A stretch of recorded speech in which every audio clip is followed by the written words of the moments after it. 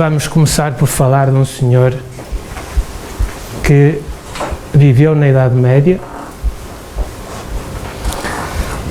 e pelo nome Fibonacci ele há alguma nacionalidade que não está a aparecer, pois isso é que eu não sei. É o tal Muto, o Lucas tinha dito, eu é que já não me lembrava do Muto. Apareceu? Apareceu. Fibonacci, não é? O slide que estava antes era este. Há alguma nacionalidade que sugere a palavra Fibonacci. Ninguém tem sugestões? Itália, Fibonacci. Quantas pessoas aqui já ouviram falar de Fibonacci? Há sempre alguém. É normal, mas não é um assunto que se converse na rua. No entanto, este senhor já tem barbas. É alguém que viveu no século XIII e a quem nós devemos muito em termos de matemática. Italiano, cidade de Pisa, 1170. E foi ele um dos principais senhores que fez com que hoje a gente tivesse abandonado os algarismos romanos para termos os algarismos árabes. As séries numéricas de Fibonacci, que já vamos ver, já eram conhecidas muito antes do século XIII, naquela altura em que a Península Ibérica foi ocupada por domínio árabe. Ali naquela zona da Andaluzia havia um território árabe que acolhia tudo o que era o luxo da tecnologia, da ciência da época, a nível da medicina, da engenharia, da arquitetura, da matemática, por aí fora. E então aí já eram conhecidas as séries do século IX, X, se não estou em erro. Não sou historiador, mas penso que era por aí, se a memória não me falha. E já se conheciam aí as séries de Fibonacci. Mas foi ele que as trouxe e reavivou na Europa. É considerado um dos matemáticos mais talentosos da Idade Média. E terá sido criada esta sequência de Fibonacci, que lhe adotou o nome, por altura de 1202, por causa da reprodução dos coelhos, não é? Sabem que até todos os anos se celebra o dia de Fibonacci, em novembro, e 23 de 11 de novembro, são números também da sequência de Fibonacci, que já vamos ver, que é uma sucessão infinita de números. Eu não sou professor de matemática, nem vou dar lição de matemática, que eu não sei para isso, isto é só de passagem, mas é interessante. Até quem não é apreciador de matemática como eu achou isto interessante, por isso é que estou a partilhar. Mas é uma sucessão infinita de números inteiros, na qual cada termo subsequente corresponde à soma dos dois anteriores. Por exemplo, temos ali 0, não é? 1 mais 0, 1. Depois 1 mais 1, 2. 2 mais 1, 3. 3 mais 2, 5. E vai por aí fora. Quem tiver energia para isso, que eu não tenho muito. Mas o facto é que esta proporção dos números de Fibonacci é muito utilizada a nível da estética, na arquitetura, no design, porque por alguma razão é agradável à vista. E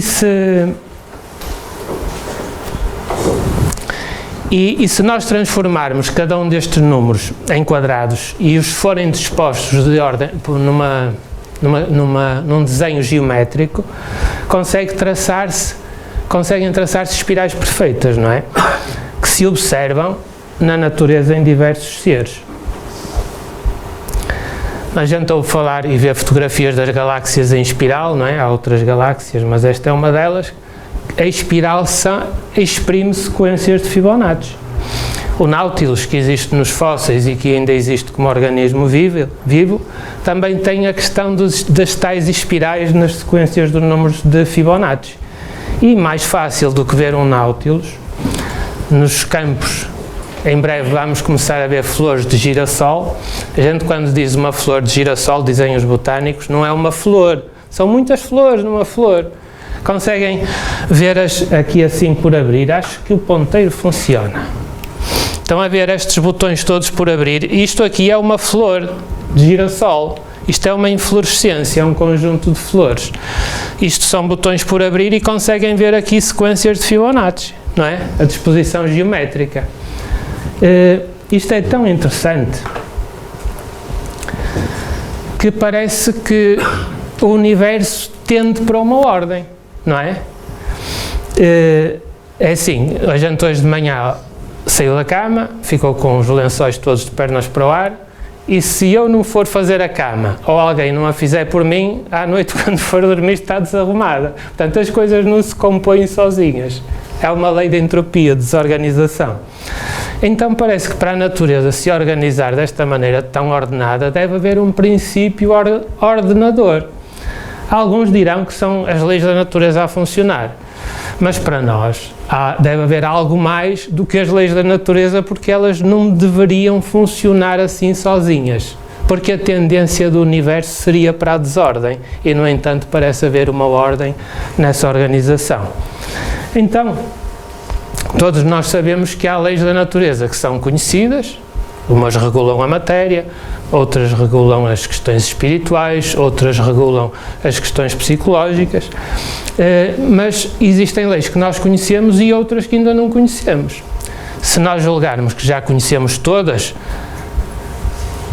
se calhar não estamos a ser muito realistas, não é? Porque ainda estamos numa imaturidade evolutiva. Mas nós podemos perguntar, então, leis da natureza, o que é isso da natureza? A gente costuma dizer, a natureza são os bosques, é o mar, é aquilo que existe por fora de nós, não é? De forma natural, e que não foi criado pelo ser humano. Mas nós podemos considerar também natureza aquilo que se passa dentro do mundo interior de cada um. Nós pertencemos à natureza, não estamos fora dela, não é? Então, será que nós podemos dizer que viver no dia-a-dia consiste em ir descobrindo, pouco a pouco, como funcionam as leis naturais? Não é? A gente sabe que existem leis que regulam a matéria, são das mais fáceis, não é?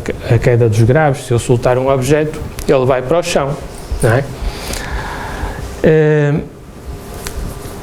Pronto, e a gente quando somos bebés e começamos a aprender a lidar com essa lei, com a lei da gravidade, a gente começa a gatinhar, depois ganha músculo para se pôr de pé, anda ali, parece plástico, de borracha, não é? E tal, por ali fora, mas vai aprendendo a lidar com a lei. Cai, aprende com o exercício e começa a equilibrar. Passados uns anos é muito difícil a gente cair se não for de pé, não é? É um bocado assim. Mais para a frente, depois dos 60, já pode não ser bem assim, mas antes disso é. Pronto. De qualquer forma, a gente aprende a lidar com as leis da natureza e vai reconhecendo aquelas que são mais fáceis. Então, na vida nós aprendemos um bocado isso, não é? E evoluir supõe descobrir e aprender a relacionar-se com as leis da natureza sem se magoar. E é evidente que todos os fenómenos, aqui ou na vida espiritual, são regidos por leis da natureza. A intuição do funcionamento dessas leis na própria história da humanidade revela que quanto mais nós conhecemos como essas coisas funcionam, melhor conseguimos lidar com elas, não é? Por exemplo, as técnicas agrícolas. Antigamente, há muitos anos, antes da descoberta da agricultura, éramos coletores, apanhávamos o que a natureza nos dava, de frutos, sementes, etc., de caça. E nessa altura os melhores frutos a gente comia. Mas quando chegou à agricultura, por exemplo, a gente percebeu que as melhores sementes não são para comer, são para plantar. Que é para que os descendentes dessas sementes transportem as mesmas qualidades e elas possam ser ampliadas pouco a pouco através de geração. Portanto, estamos a falar das questões das leis da hereditariedade, não é? E por aí fora, na pesca, na engenharia civil, por aí fora. O esclarecimento hoje em dia de como funcionam as leis da natureza é o papel dos cientistas, não é? Mas os cientistas estão inseridos num tempo na história e têm as suas limitações, porque são homens. Então é importante a gente perceber que não conhecemos de facto todas as leis. E essas leis menos conhecidas não é difícil nós percebermos que elas existem, porque, por exemplo, a gente tem pensamentos ou ações que inspiram fraternidade, amor ao próximo, e são sentimentos leves, sentimos uma resposta ao pensarmos nisso que nos traz paz interior, bem-estar interior, não é? É uma experiência de todos nós. E também temos situações em que quando o nosso clube de futebol perde, a gente também fica ali um bocado. Quando não temos bons pensamentos ou coisas mais graves, que esta não é, há situações em que nós ficamos com sentimentos pesados, não é? Portanto, tudo isso é a resposta à ação do nosso livre-arbítrio, consciente ou inconsciente, sobre essas leis que ainda não conhecemos bem, não é? Se nós aprendermos a conhecer essas leis, conseguimos que essas leis nos respondam de forma afetivamente mais compensatória por dentro de nós. Não sei se estou a conseguir passar bem o que se está a pensar. Então, o que é que Jesus de Nazaré nos explicou há 2000 anos? Há apenas 2000 anos, que é muito pouco tempo, na verdade. Explicou-nos que essas leis existem e como é que nós podemos lidar com elas. O grande problema nesta relação com essas leis é que nós vamos agir com elas em função do nosso estado evolutivo, ou seja, daquilo que nós já aprendemos. Quanto menos sabemos, mais difícil é a gente descortinar como é que se funciona e entramos numa denegação, não é? Mas quando a gente começa a perceber que há ali uma luz e temos que perceber como é que ela brilha, de cor é e de onde está, a gente começa a perceber melhor essas leis e começa a fazer exercícios no dia-a-dia, de forma a ter essas respostas compensadoras que nos geram paz, afeto dentro de nós, não é?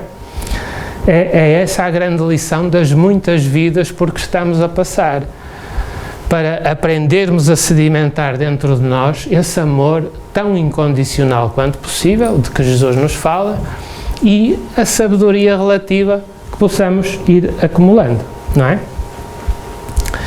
E Jesus é tão avançado para a nossa época que ele em Mateus, por exemplo, deixa-nos esta coisa que ainda hoje nos deixa de queixo caído, não é?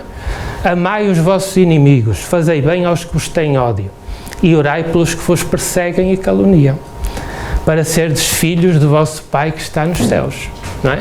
Deus, a inteligência suprema, causa primeira de todas as coisas, o qual faz nascer o seu sol sobre bons e maus, e vir chuva sobre justos e injustos, e eu que o diga. Quando não se tem cabelo, somos cabeças mais sensíveis. Porque se vós não amais senão os que vos amam, que recompensa haveis de ter, não é? Não fazem os publicanos também o mesmo? E se vós saudardes somente os vossos irmãos, que fazeis nisso de especial?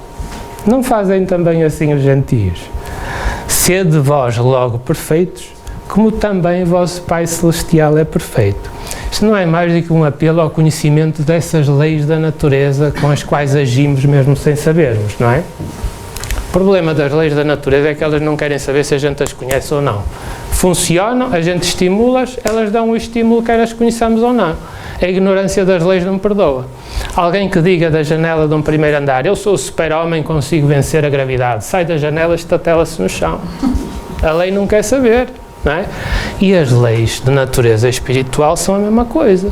Gente, isso não existe. Isso é para espíritos fracos. A vida após a morte, isso não existe. Depois chegam lá, através da mediunidade, isto era assim. Como é que eu não descobri isto? Como é que não me disseram? A gente diz e não acreditam, não é? Então, será que nós podemos traduzir esta evolução multimilenar em que vamos aprendendo aos poucos, paulatinamente, a ser melhores pessoas por dentro de nós próprios, traduzir isso em números? Podemos traduzir em números, mas não existe só a medida quantitativa, digamos assim, existem medidas qualitativas, que não são tão específicas, mas que também têm o seu sentido. E foi isso que Allan Kardec fez no Livro dos Espíritos, lançado na sua primeira edição em 18 de abril de 1857, quando ele nos fala da escala espírita. O que é a escala espírita? É todos aqueles espíritos não são mais do que pessoas sem corpo físico, não são deuses, semideuses, não têm poderes especiais, são pessoas como nós, sem o corpo denso, têm um corpo espiritual parecido, não é? Mas são pessoas como nós, só que sem corpo físico. E então ele fala-nos ao longo da comunicação através da mediunidade os tipos de espíritos com quem foi possível comunicar. Claro que não foi o caso dos espíritos puros, esses são os mais avançados, mais sábios, não é? Nem que nos fizessem um desenho a gente não ia perceber aquilo que eles nos estão a dizer. temos que ainda que galgar conhecimento para perceber como é que eles pensam, não é? Mas é evidente que espíritos bons são aqueles, temos a subdivisão, não é? Quem ler o livro dos espíritos vê melhor as características que Kardec aponta para cada um destes grupos, que não são compartimentos estanques. Existem características comuns e de outros, mas dá para organizar assim, que no fundo é aquilo que nós vemos na rua. Se nós fôssemos fazer um inquérito ou um questionário de psicologia a pessoas que encontramos na rua, encontrávamos a escala espírita, porque aqueles que partem não são mais do que aqueles que estamos aqui, com o corpo físico, não é? Temporariamente. Então temos espíritos superiores, que são aqueles mais sábios, mais equilibrados, já galgaram muitas lições na evolução, não é? Depois temos espíritos de sabedoria, espíritos sábios, espíritos benevolentes. Depois temos os espíritos neutros. O que são os espíritos neutros? São aqueles que não são nem maus, nem bons. Estão a tratar de ser melhores, não é? E temos depois nos espíritos imperfeitos, os espíritos pseudo-sábios, são aqueles que julgam que têm mais conhecimentos que o que de facto têm. Espíritos levianos, que são irresponsáveis, é só brincadeira, não é? E espíritos impuros, que têm más intenções, são os vingativos, etc, etc. Assim, de uma forma muito simples. É claro que os espíritos mais atrasados, mercê da experiência, das vidas sucessivas, não é? Das interações, vão com o tempo também escalando para estágios mais felizes, não é? Ninguém fica sempre nestas situações, por muito que julgue que pode demorar-se nessa situação. Agora, todos esses desafios da vida serão sentidos no plano material e no plano espiritual da mesma maneira? Provavelmente. É uma continuidade. A desencarnação, em muitas situações, não em todas, mas em muitas situações, pelo que nós temos observado e o que a literatura da melhor qualidade nos diz, além das próprias experiências, é que basicamente desencarnar é ter um momento de inconsciência, desligou, e num tempo indeterminado, variável, desperta já na vida espiritual desligado do corpo físico. Tem na mesma um corpo espiritual com dedos, orelha, não é? Careca fica careca, cabeludo fica cabeludo, não é? Por aí fora. Desperta na vida espiritual. E como está vivo na vida espiritual e tem um corpo espiritual, julga que tem o corpo físico. Então, o que é que se passou? Não percebem logo muitas vezes que já estão na vida espiritual. E como a nossa vista e os nossos ouvidos, as nossas percepções do uso comum no corpo espiritual não são propriamente como no corpo físico e são medidas pelo teor médio dos nossos sentimentos habituais e dos nossos pensamentos habituais, nivelados vibratoriamente por esses limites, aqueles que nos podem ajudar podem não ser vistos por nós imediatamente, certo? Há mães na vida espiritual que tentam mostrar-se aos filhos atrasados, não é? Já desencarnados, e eles apenas conseguem ecoar pensamentos vagos de lembrar-se da mãe, não conseguem vê-la, nem ouvi-la, nem senti-la, não é? Até fazerem esse momento de melhoria interior, um sentimento de generosidade, de bondade, a lembrança de uma boa ação, não é? Aí já começam as percepções a abrir-se. Até lá podem ficar fechados nas suas limitações durante tempo variável. E é claro que nessas situações há uma continuidade do plano material, imperceptível. Alguns dizem, e eu que julgava que a morte era uma coisa, não sei, é só isto, não sei o que mais, e ficam de boca aberta, essas coisas. Cá está, era isto que estamos a dizer, é um adormecer e um despertar. Quando nós vamos dormir à noite, eu não sei se a vossa experiência é exatamente a minha, mas suspeito que sim. Quando eu às vezes fico atento, eu hoje quero aperceber-me no momento em que vou adormecer. E fico atento, e nunca mais acontece. E fico atento, e de repente já estou a acordar. É como uma anestesia geral. O ano passado tive a bênção de ter uma anestesia geral pela primeira vez. O anestesista pergunta, quer uma anestesia geral ou nem tanto isso? O doutor decida que eu não tenho experiência no assunto. Então é melhor anestesia geral. Aí iam tocando na orelha e tal. Depois, já no início da operação, tocava na orelha, eu nas pestanas. Eu até a um certo ponto sentia-os a tocar nas pestanas. Depois, de repente, acordo por mim, já no recobro. Li assim, a guerra na Ucrânia tinha começado há 2 dias. Eu perguntei, a guerra já acabou? Não, ainda não acabou, diz-me a enfermeira. Aquele período de tempo desligou, não é? E não dá para a gente perceber. Muitas vezes desencarnar é isso, é perder a consciência momentaneamente e depois despertar na vida espiritual.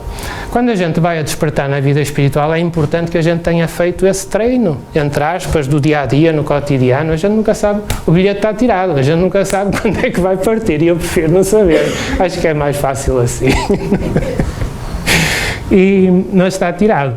E então, se a gente fizer o exercício como deve, o trabalho de casa, não é? E procurar o mais possível, quando está a descascar batatas, passar a ferro, a caminhar para o trabalho ou para as compras, às vezes a gente não tem muito o que fazer com o que está a pensar, a gente pensa em memórias afetivas, memórias das nossas experiências passadas que nos tragam bem-estar interior, que nos enterneçam, não é? Que nos ajudem a ter bons sentimentos, porque isso vai gerar a tal ampliação das nossas percepções espirituais, não é? E aí todos nós temos alguém que nos vem dar as boas-vindas ao plano espiritual.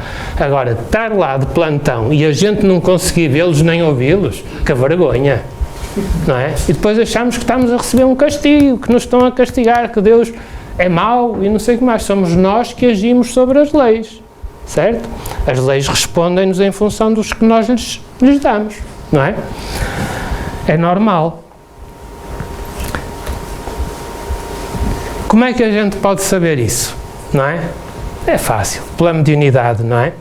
Então vejam, assim muito rapidamente, nós tomamos notas depois de reunião mediúnica dos casos e gravamos em áudio, porque há um caso ou outro que interessa estudar melhor. E se não tiver esse índice de teor de conversa e de data, a gente não sabe localizar os ficheiros, não é? 100 ficheiros, 200 ficheiros, 500 ficheiros, cada ficheiro de áudio pode ter 4 esclarecimentos, ou 3, estão a ver a confusão que era. Então daí, muito resumidamente, um caso, por exemplo, alguém que começa a manifestar-se no médium, pela psicofonia, também lhe chamam incorporação, alguém que caiu, estava a subir uma árvore, para apanhar fruta, caiu e não se consegue levantar e pede ajuda, desencarnado. São ajudados, porque estas reuniões são feitas para ajudar aqueles que estão em condições de fixar essa ajuda, não é? E há uma equipa espiritual de gente desencarnada, de espíritos desencarnados, muito competentes, com médicos, enfermeiros e outras especialidades, que se utilizam ou aproveitam a proximidade vibratória entre nós próprios, os encarnados, digamos assim, e esses espíritos desencarnados ainda muito afins às nossas próprias vibrações materiais, para através do choque anímico no médium terem uma espécie de trampolim vibratório, não é? Que os ajuda a sair do seu charco vibratório e ter melhores sensações. Então, quando o médium sente a aproximação do espírito nessas reuniões, sente o seu estado de alma, se está perturbado, se está neutro, também acontece, o tipo de pensamentos, sensações, não é? Mas o espírito comunicante também sente o estado de alma do médium. E o médium faz o trabalho de casa. Em casa repousa, enche-se de bons sentimentos, medita, não é? Vem tranquilo para a reunião, portanto está com um estado de alma construtivo, feliz. E isso vai ser um estímulo também para que o espírito comunicante saia daquele charco emocional. E depois há a conversa, o diálogo esclarecedor, e eles no final conseguem ver quem os pode ajudar na vida espiritual e seguem. Às vezes são parentes, outras vezes não. Outro está cansado de viver, nem sabe que já está na vida espiritual, mas já não quer viver, não adianta nada. A vida continua, quer a gente acredite nisso ou não, não é? Mas depois vai ao sítio. Outro começa a manifestar-se e queixa-se da velhice e das doenças. Espírito já não precisa de ser velho nem ter reumático. Pode livrar-se disso mais facilmente do que aqui, não é? E percebem isso. Os cegos começam a ver, a dada altura. Os mudos, já aconteceu, começam a falar através do médium, a dada altura. Estimulados, não é? Outro que sente-se como se estivesse a acordar, estivesse a dormir, estica os braços, espreguiça-se e tal, não é? E começa a conversa e esclarecimento. Outro sente-se perdido, não sabe o que é que lhe aconteceu, não está a reconhecer muito bem o sítio por onde anda, como é que foi ali parar, à vida espiritual, não é? Aqui perto da Terra. Outro deseja que Deus lhe traga a morte porque está farto de sofrer, não é? Já se sofre sem necessidade. E é evidente que os amigos espirituais trazem-nos estes casos apenas aqueles que precisam de ajuda. Há quem desencarne e não entre nesta situação, os que fizeram o tal exercício de ver quem os tais bons sentimentos que ampliam as nossas percepções visuais e auditivas. E esses não precisam de vir às reuniões. Outro caso estava à espera do comboio há muito tempo, nunca mais. Outro tem sede de vinho, alcoólico, a gente não dá vinho nas reuniões mediúnicas, não precisa disso, já está noutro assunto, é outra coisa que precisa. Outros julga que está no hospital e quer que chame a enfermeira. São inícios de conversa isto, não é? A partir daqui segue o esclarecimento. Outro pensa, teve um acidente, julga que estão os ossos todos partidos, não está nada, a gente depois já mexe bem os braços através do médium, não sei como é, não está nada, já ficou ali traumatizado e não desencalhava daquilo. Outro queixa-se de ter dores de barriga, não quer conversar, não está com pachorra para isso, e pensa estar lá em casa, num estado depressivo, sozinho, não é? E por aí fora. Portanto, estão a ver que isto eram molhos, casos diferentes, e é o que acontece em todas as reuniões mediúnicas por esse mundo fora. E são todos ajudados. Os que querem ser ajudados. Mas é evidente que, apesar desta questão qualitativa da escala espírita, existem também situações em que nós podemos traduzir estes assuntos em números. Existe um póster livre na internet, por exemplo, sobre reuniões mediúnicas, uma análise estatística, no site da ADEP, por exemplo, em que nós vemos que a duração são 200 e poucos casos que são estudados neste póster, atendidos. A duração é em média 14,22 minutos. A maior parte dos espíritos se comunicaram por dois médiuns femininos e um masculino, são 17,6% para o feminino, 82%, vamos dizer, para os masculinos. Parece que os homens têm mais dificuldade em adaptar-se à vida espiritual. Nestes casos foi assim, noutras amostras deve repetir também essa tendência, é uma questão de experimentar. E nós vemos que a nível de escala espírita destes casos necessitados de ajuda, a média, mas é uma média generalizada, são tudo espíritos neutros, não são espíritos mal intencionados, também não são bons espíritos, são pessoas de deixar andar, não é? Portanto, não chega a não fazer o bem. É importante ter uma atitude construtiva no dia-a-dia para que possamos pôr em ação esses dínamos espirituais interiores que nos dão luz aos olhos. Há um livro de André Luiz, acho que é Entre a Terra e o Céu, psicografado pelo médium Franciscano Xavier, em que um instrutor enuncia muito bem este assunto. Ele diz que sem amor no coração não teremos olhos para a luz. Ele diz que se não tivermos bons sentimentos, os nossos olhos não vão conseguir ver essas luzes de quem nos ama na vida espiritual. E todos os temos, não é? Então evoluir é um processo demorado, não há dúvida nenhuma, não é? É um assunto de milhões de anos, nem de milhares de anos é. E nós não estamos no fim, estamos no princípio.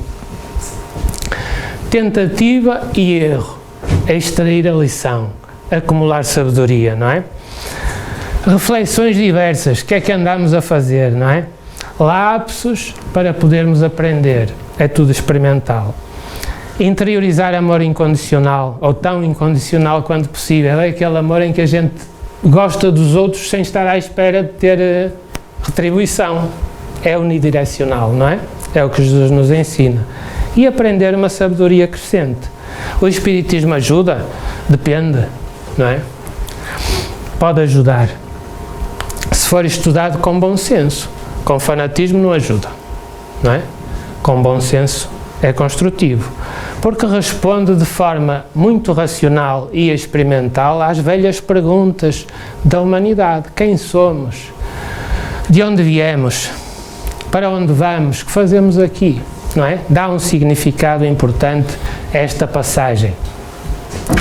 E isso valoriza muito mais a vida material, como uma bolsa de estudo temporária de que estamos a beneficiar e que não vai durar para sempre, não é?